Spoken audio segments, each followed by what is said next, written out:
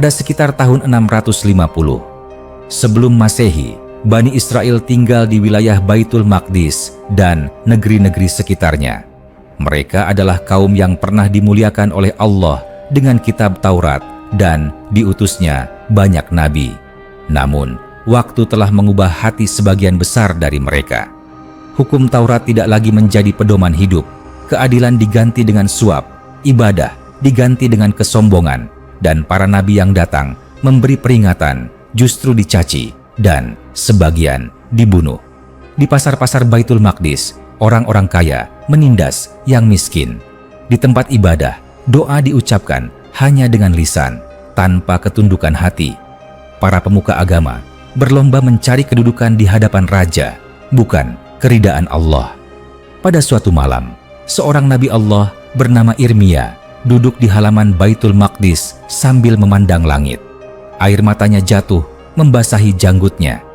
Ia berdoa, "Ya Allah, kaum ini telah berpaling dari perintah-Mu. Aku telah menyampaikan peringatan, tetapi mereka menertawakanku." Keesokan harinya, Nabi Irmia berdiri di hadapan orang-orang dan berkata dengan suara bergetar, "Wahai Bani Israel, bertobatlah sebelum datang kehancuran. Demi Allah yang jiwaku berada di tangannya, jika kalian terus berbuat kerusakan, Allah akan mengirim pasukan dari timur yang akan meratakan kota ini dan membawa kalian dalam keadaan terhina." Seorang pembesar menjawab dengan nada mengejek, "Apakah Tuhan akan menghancurkan rumahnya sendiri? Kami adalah keturunan para nabi." Nabi Irmia menundukkan kepala dan berkata lirih, "Allah tidak membutuhkan bangunan batu. Allah melihat hati dan ketaatan." Pada masa itu, di timur jauh, di negeri Babilonia, seorang raja besar bernama Bukhtanashar memerintah dengan kekuatan yang belum pernah terlihat sebelumnya. Pasukannya terlatih, senjatanya kuat, dan ambisinya melampaui batas. Pada sekitar tahun 605 sebelum Masehi, Bukhtanashar memandang peta wilayah Syam dan berkata kepada para jenderalnya, "Aku ingin seluruh barat tunduk, tidak boleh ada kota yang membangkang." Seorang jenderal berkata, "Ada kota suci bernama Baitul Maqdis, penduduknya keras kepala, tetapi mereka telah lemah." Bukhtanashar menjawab dengan dingin, "Jika mereka telah ditinggalkan oleh Tuhan mereka, maka mereka mudah ditaklukkan." Pada tahun 597 sebelum Masehi, pasukan Babilonia menyerbu Baitul Maqdis. Tembok-tembok runtuh, jeritan terdengar di setiap sudut kota. Raja Bani Israel ditangkap, para bangsawan diikat, dan ribuan penduduk dibawa pergi. Seorang anak kecil menggenggam tangan ibunya sambil bertanya, "Ibu, mengapa rumah kita terbakar?" Ibunya menjawab sambil menangis, "Karena dosa kita, wahai anakku." Mereka berjalan berhari-hari menuju Babilonia dalam keadaan terikat. Di sepanjang jalan, Nabi Irmia hanya mampu menatap dari kejauhan. Hatinya hancur melihat kaumnya ditawan. Namun, Bani Israel tidak mengambil pelajaran. Beberapa tahun kemudian, mereka kembali memberontak. Maka, pada tahun 586 sebelum Masehi, Bukhtanashar datang kembali dengan pasukan yang jauh lebih besar. Kali ini, tidak ada belas kasihan. Kota dihancurkan sepenuhnya. Bait suci yang dibangun oleh Nabi Sulaiman dibakar hingga rata dengan tanah. Api menjilat langit malam. Asap menutupi bintang-bintang. Taurat diinjak-injak. Para ulama dibunuh. Kaum wanita dan anak-anak ditawan. Di antara puing-puing, Nabi Irmia berkata dengan suara hampir tak terdengar, "Inilah janji Allah yang telah datang." Puluhan ribu Bani Israel digiring ke Babilonia. Mereka hidup sebagai tawanan, bekerja di ladang, mengangkut batu, dan membangun istana bagi raja-raja yang menyembah berhala. Namun di antara mereka, Allah menjaga seorang hambanya yang saleh bernama Nabi Daniel. Ia menguatkan kaumnya dengan sabar dan doa. Pada suatu malam di Babilonia, seorang tawanan berkata kepada Nabi Daniel, "Apakah Allah masih melihat kita?" Nabi Daniel menjawab, "Demi Allah, Dia Maha Melihat. setiap air mata kalian dicatat. Tahun demi tahun berlalu. Bukhtanashar wafat. Babilonia diteruskan oleh raja-raja yang tenggelam dalam kemewahan dan kesombongan. Salah satunya adalah Raja Belshazzar. Pada sekitar tahun 539 sebelum Masehi, Raja Belshazzar mengadakan pesta besar. Ia memerintahkan agar cawan-cawan emas dari Baitul Maqdis dibawa. Ia mengangkat cawan itu dan berkata sambil tertawa, "Lihatlah, Tuhan Bani Israel tidak mampu melindungi rumahnya." Tiba-tiba, suasana menjadi hening. Sebuah tangan tak terlihat menulis di dinding istana. Raja gemetar ketakutan. Ia berteriak, "Panggil semua orang bijak." Tak satu pun mampu membaca tulisan itu. Maka Nabi Daniel dipanggil. Raja berkata, "Jika engkau mampu menafsirkannya, aku akan memberimu kehormatan." Nabi Daniel menatap tulisan itu dan berkata, "Tulisan ini berarti kerajaanmu telah dihitung, ditimbang, dan didapati ringan. Malam ini juga kekuasaanmu berakhir." Raja berteriak marah, tetapi takdir Allah tidak bisa ditolak.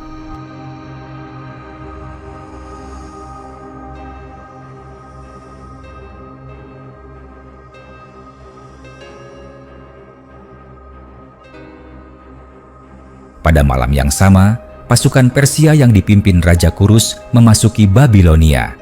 Kota itu jatuh tanpa perlawanan besar. Raja Belshazzar terbunuh dan kekuasaan Babilonia runtuh dalam satu malam. Keesokan harinya, Raja Kurus mengumumkan setiap kaum yang ditawan oleh Babilonia dibebaskan untuk kembali ke negerinya. Bani Israel menangis bersujud. Seorang tua berkata, "Sungguh Allah menepati janjinya." Namun kisah ini bukan tentang kemenangan semata, melainkan peringatan. Dalam pandangan Islam, kehancuran Bani Israel terjadi karena pengkhianatan terhadap wahyu, dan kehancuran Babilonia terjadi karena kesombongan dan kekufuran. Allah Maha Adil. Siapapun yang melampaui batas akan dihancurkan, dan siapapun yang bertobat akan diberi jalan kembali. Kisah ini belum berakhir, karena setelah kebebasan, Bani Israel akan kembali diuji dengan kekuasaan, kesombongan, dan pengkhianatan berikutnya, hingga datang zaman-zaman setelahnya. Setelah pengumuman Raja Kurus Agung pada tahun 539, sebelum Masehi, Bani Israel yang selama puluhan tahun hidup dalam penawanan, akhirnya merasakan kebebasan. Namun, kebebasan itu tidak serta-merta menghadirkan kebahagiaan yang sempurna. Banyak di antara mereka telah lahir dan besar di Babilonia. Negeri asing itu telah menjadi tempat tinggal mereka, sementara tanah leluhur hanya hidup dalam cerita dan kenangan. Seorang lelaki tua berkata kepada anaknya, "Aku dilahirkan di perjalanan saat kakekmu digiring sebagai tawanan. Aku belum pernah melihat Baitul Maqdis, tetapi hatiku selalu tertambat ke sana." Anaknya menjawab, "Apakah kita benar-benar akan kembali, ayah?" Lelaki tua itu menghela napas panjang. Allah telah membuka jalan, tetapi hati manusia seringkali ragu melangkah. Sebagian Bani Israel memilih tetap tinggal di Babilonia. Mereka telah memiliki rumah, perdagangan, dan kedudukan. Namun sebagian lainnya, terutama para ulama dan orang-orang yang masih memegang ajaran Taurat, bersiap kembali ke negeri yang hancur. Nabi Daniel berdiri di tengah mereka dan berkata, "Kebebasan ini adalah ujian baru. Barang siapa kembali untuk memperbaiki diri dan menegakkan perintah Allah, maka baginya keselamatan. Barang siapa kembali demi kesombongan, maka kehancuran akan menantinya." Rombongan pertama berangkat menuju Baitul Maqdis dengan langkah berat. Ketika mereka tiba, yang mereka temukan hanyalah puing-puing, tembok runtuh, dan tanah yang dipenuhi semak belukar. Bait suci yang dahulu megah kini hanya tinggal abu. Seorang wanita berlutut dan menangis. "Inikah rumah yang dijanjikan Allah kepada nenek moyang kita?" Seorang ulama menjawab dengan suara lirih, "Janji Allah tidak pernah rusak, manusialah yang merusaknya." Tahun-tahun berikutnya, mereka habiskan untuk membangun kembali kota dan rumah ibadah. Namun, ujian terbesar bukanlah batu dan kayu, melainkan hati mereka sendiri. Perlahan-lahan, perbedaan pendapat muncul. Sebagian ingin hidup sederhana sesuai Taurat, sebagian lain mulai kembali mencintai dunia.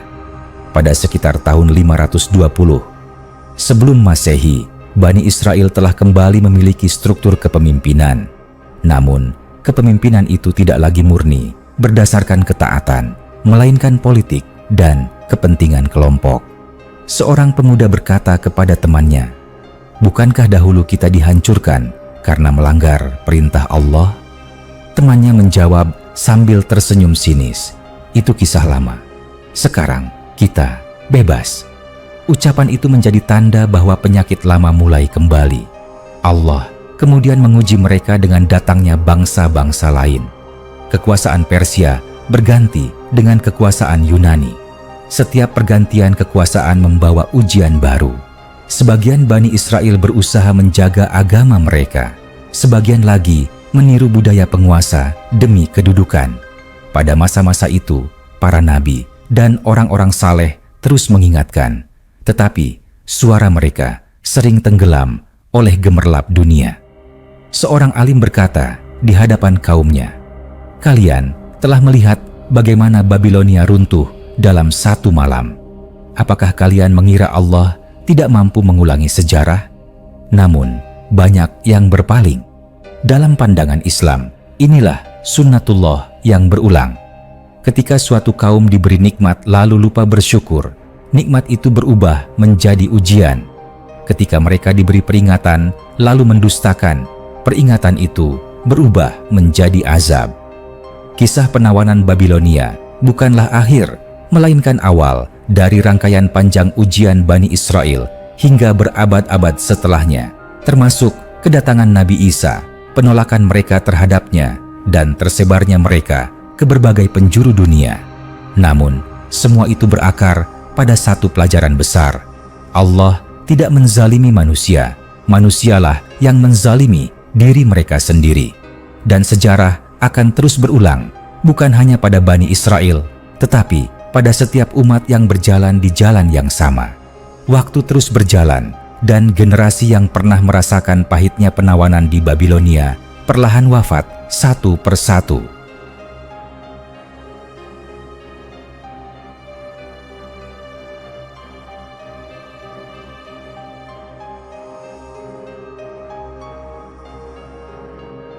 Anak cucu mereka tumbuh di tanah Baitul Maqdis yang telah dibangun kembali, namun ingatan tentang kehancuran masa lalu mulai memudar.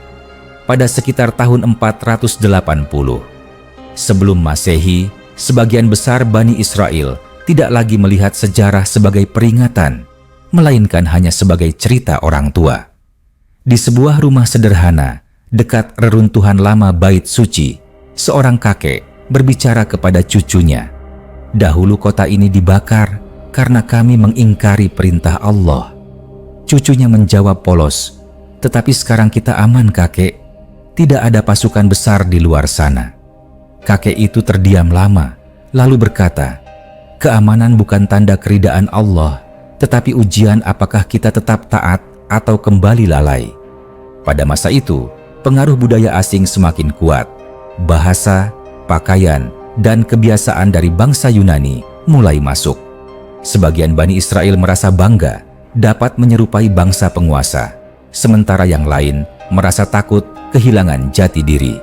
Seorang alim berkata di tengah majelis, "Barang siapa menukar petunjuk Allah dengan kebanggaan dunia, maka ia sedang menggali lubang kehinaannya sendiri." Namun, kata-kata itu seringkali dianggap terlalu keras. Tahun-tahun berlalu, kekuasaan silih berganti. Persia melemah, Yunani menguat. Pada sekitar tahun 330 sebelum Masehi, wilayah Syam berada di bawah pengaruh kekuasaan Yunani. Bani Israel kembali hidup di bawah pemerintahan asing, meskipun kali ini bukan sebagai tawanan berantai, melainkan sebagai rakyat yang diawasi. Sebagian pemuka Bani Israel mulai berkompromi.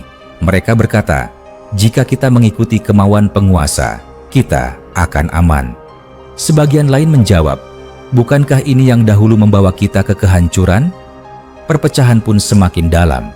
Allah membiarkan mereka merasakan akibat dari pilihan mereka. Ketika hukum Allah ditinggalkan, keadilan pun sirna.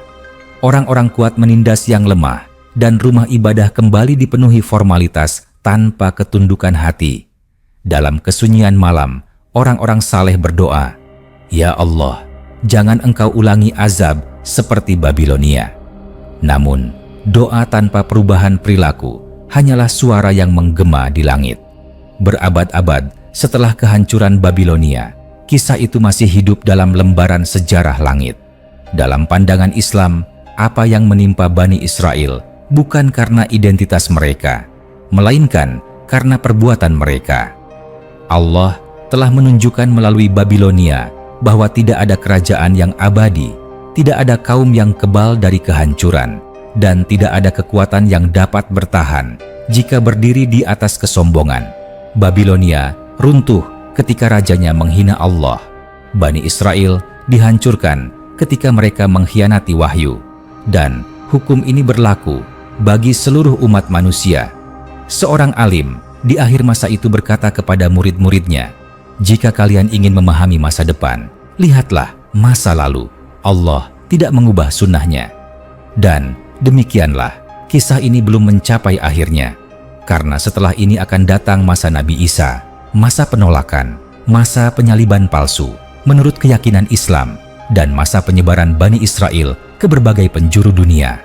Semua itu adalah kelanjutan dari rangkaian panjang yang dimulai dari pengkhianatan, penawanan, kehancuran, dan kesempatan bertobat yang berulang-ulang.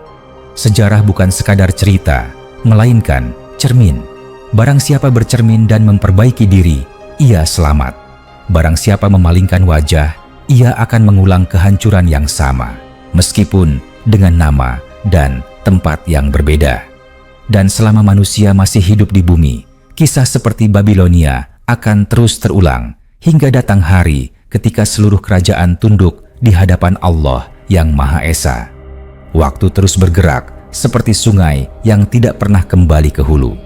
Generasi Bani Israel yang hidup setelah masa kekuasaan Yunani tumbuh dalam keadaan batin yang semakin jauh dari kesederhanaan iman. Pada sekitar tahun 200 sebelum Masehi, Baitul Maqdis kembali berdiri megah, tetapi kemegahan itu tidak selalu sejalan dengan ketundukan kepada Allah. Hukum Taurat dibaca, namun tidak sepenuhnya ditaati. Ibadah dilakukan, tetapi sering bercampur dengan ambisi dunia. Di sebuah pelataran rumah ibadah, seorang alim tua berkata kepada murid-muridnya, "Dahulu, nenek moyang kita ditawan karena dosa. Sekarang kita tidak dirantai, tetapi hati kita terikat oleh dunia." Seorang murid bertanya, "Apakah ini lebih berbahaya daripada penawanan Babilonia?" Alim itu menjawab, "Penawanan tubuh melahirkan tangisan dan doa. Penawanan hati melahirkan kelalaian." Pada masa itu, tekanan dari penguasa asing semakin keras. Pajak dinaikkan, hukum agama sering diabaikan, dan sebagian pemuka Bani Israel memilih bersekutu dengan kekuasaan demi mempertahankan kedudukan. Rakyat kecil kembali menjadi korban. Seorang petani berkata kepada temannya, "Kita dahulu dihancurkan karena kezaliman. Mengapa sekarang kita mengulanginya pada sesama kita?" Temannya menjawab pahit, "Karena manusia lupa lebih cepat daripada ia belajar."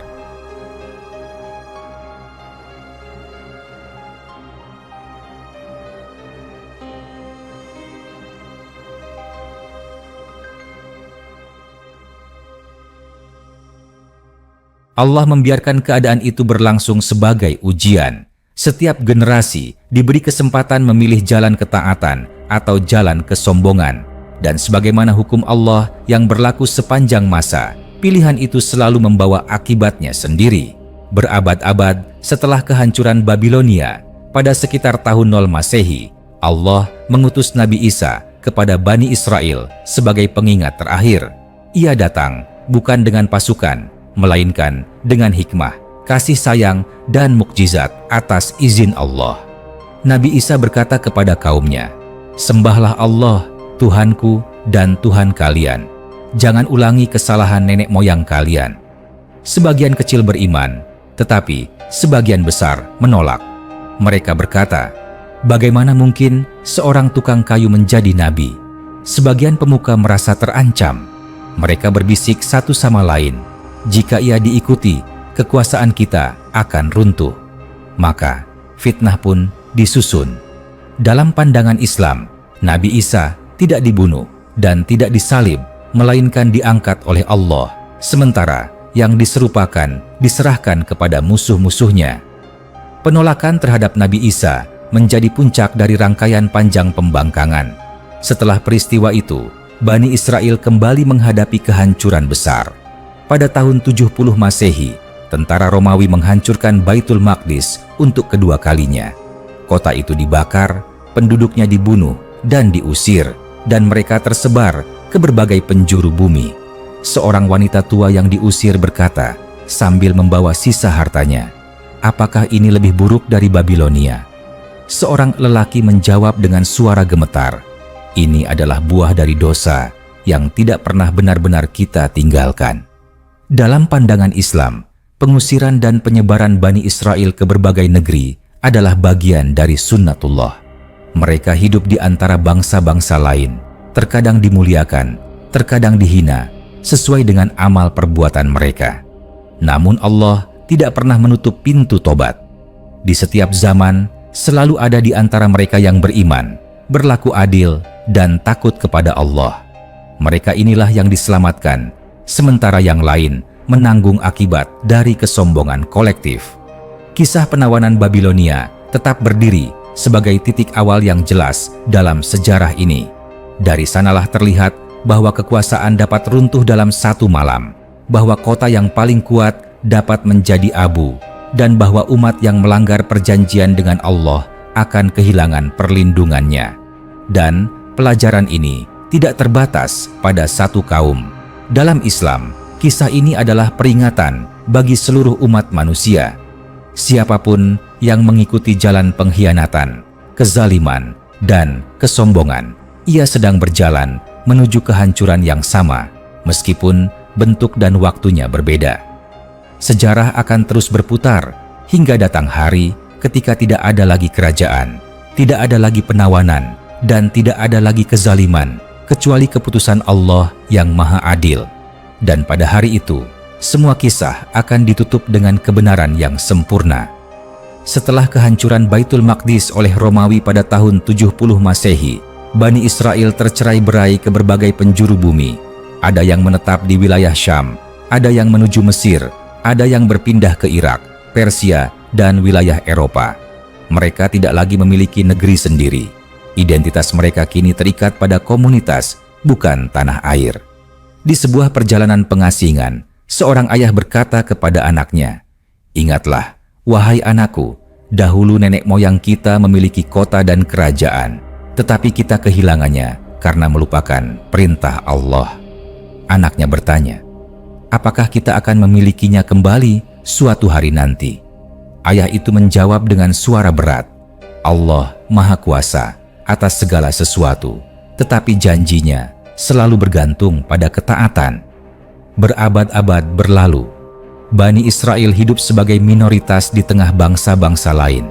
Sebagian menjadi pedagang, sebagian menjadi cendekia, sebagian hidup dalam kemiskinan. Di beberapa negeri mereka diberi perlindungan, di negeri lain mereka ditindas. Setiap keadaan adalah ujian yang berbeda. Pada sekitar abad ke-6 Masehi, di Jazirah Arab, Allah mengutus Nabi Muhammad SAW sebagai penutup para nabi. Di Madinah, terdapat komunitas Bani Israel yang mengetahui tanda-tanda kenabian dari kitab mereka. Seorang rabi berkata kepada temannya sebelum hijrah Nabi, "Waktu Nabi terakhir telah dekat, tanda-tandanya jelas."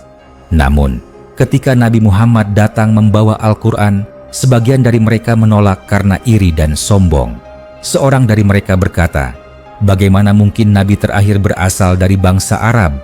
Penolakan itu mengulang pola lama yang telah terjadi sejak Babilonia. Mengetahui kebenaran, tetapi menolaknya demi kebanggaan kelompok. Dalam Islam, hal ini menjadi bukti bahwa masalah utama bukanlah kurangnya petunjuk, melainkan penyakit hati. Allah telah menunjukkan kepada Bani Israel pelajaran demi pelajaran, dari penawanan Mesir, kehancuran Babilonia, hingga pengusiran Romawi. Namun, setiap kali generasi berganti, ujian yang sama kembali datang dengan wajah yang berbeda.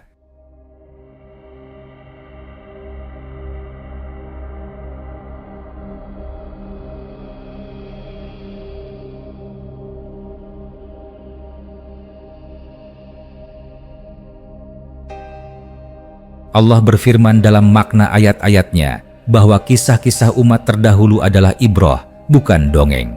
Barang siapa mengambil pelajaran, ia selamat. Barang siapa mengulang kesalahan, ia akan menuai akibatnya. Seorang alim muslim pada generasi awal Islam berkata kepada murid-muridnya, "Janganlah kalian merasa aman dari azab Allah hanya karena kalian mengucapkan syahadat. Lihatlah Bani Israel, mereka memiliki kitab dan nabi, tetapi dihancurkan ketika mereka berpaling." Kisah Babilonia tetap hidup sebagai poros sejarah. Dari situlah dimulai penawanan besar, kehancuran kota suci, dan penyebaran panjang yang belum sepenuhnya berakhir. Dan dari sanalah pula Allah menunjukkan bahwa tidak ada kekuasaan yang abadi, tidak ada kaum yang kebal dari hukumnya, dan tidak ada kemuliaan tanpa ketaatan. Sejarah akan terus berjalan menuju akhir zaman. Dalam keyakinan Islam, Bani Israel akan kembali muncul sebagai kekuatan besar menjelang hari kiamat. Dan sekali lagi, mereka akan diuji antara kebenaran dan kesombongan. Dan sebagaimana sebelumnya, hasilnya akan ditentukan bukan oleh jumlah, harta, atau teknologi, melainkan oleh sikap terhadap perintah Allah. Seorang lelaki bijak berkata kepada anak-anaknya di akhir kisah ini, "Jika kalian ingin memahami masa depan umat manusia, pelajarilah Babilonia. Di sanalah Allah memperlihatkan bagaimana satu kerajaan runtuh dalam satu malam, dan bagaimana satu kaum kehilangan kemuliaannya bukan karena lemahnya senjata, tetapi karena rusaknya hati." Dan dengan itu, kisah ini masih terbuka. Karena selama manusia masih diuji, selama iman masih diperjualbelikan dengan dunia, dan selama sejarah masih berputar, maka pelajaran dari penawanan Babilonia akan terus hidup, menunggu siapa yang mau mendengarkan dan mengambil hikmahnya. Berabad-abad setelah kedatangan Islam dan tersebarnya risalah Nabi Muhammad, dunia memasuki fase baru. Kekuasaan berganti, peradaban bangkit dan runtuh, namun jejak sejarah Bani Israel tetap hidup dalam ingatan kolektif umat manusia. Mereka hidup tersebar di berbagai negeri, membawa luka sejarah yang panjang, juga membawa kitab dan tradisi yang terus mereka pertahankan, meskipun seringkali tanpa ruh ketundukan yang sejati. Di kota Madinah, setelah wafatnya Nabi Muhammad, seorang sahabat berkata kepada murid-muridnya, "Allah telah menceritakan kepada kita kisah-kisah terdahulu, bukan untuk menghibur, melainkan untuk memperingatkan. Janganlah umat ini mengulangi apa yang telah menimpa Bani Israel." Seorang murid bertanya, "Apakah mungkin umat yang memiliki Al-Quran akan jatuh seperti mereka?" Sahabat itu menjawab, "Jika mereka melakukan perbuatan yang sama, maka akibatnya pun akan sama. Allah tidak membeda-bedakan kaum, Allah membedakan ketaatan."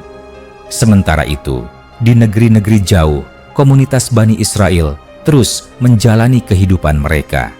Ada yang hidup aman di bawah pemerintahan Islam, mendapatkan perlindungan sebagai ahli kitab. Ada pula yang hidup dalam ketakutan di bawah penguasa zalim.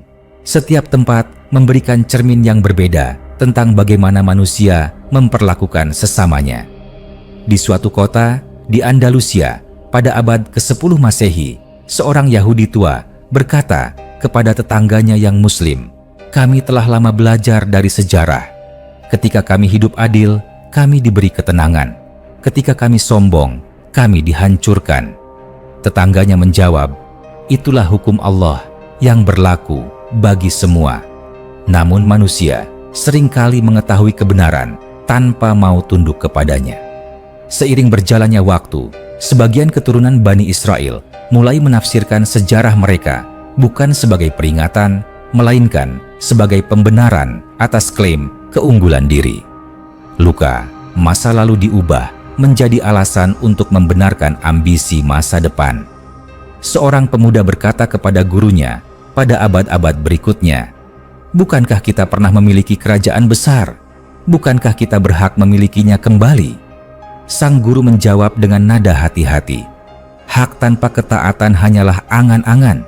Sejarah Babilonia mengajarkan bahwa Allah mencabut kekuasaan bahkan dari tangan yang paling kuat." Memasuki zaman modern, dunia berubah dengan cepat. Ilmu pengetahuan berkembang, senjata menjadi semakin mematikan, dan manusia merasa mampu mengendalikan nasibnya sendiri. Namun, hakikat manusia tidak berubah. Kesombongan tetap menjadi penyakit utama. Di tengah perubahan itu, kisah Babilonia kembali relevan. Para sejarawan mencatat bagaimana satu kerajaan besar runtuh dalam satu malam, bagaimana kota dengan tembok paling kuat tidak mampu menahan takdir Allah, dan bagaimana kaum yang mengira dirinya dilindungi oleh status agama justru dihinakan karena pengkhianatan. Seorang cendekia Muslim berkata kepada para pelajarnya, "Jika Babilonia bisa jatuh, maka setiap kekuatan dunia juga bisa jatuh. Jangan tertipu oleh teknologi dan jumlah." Sejarah terus bergerak menuju akhir zaman. Dalam keyakinan Islam, menjelang hari kiamat, kebenaran dan kebatilan akan semakin jelas.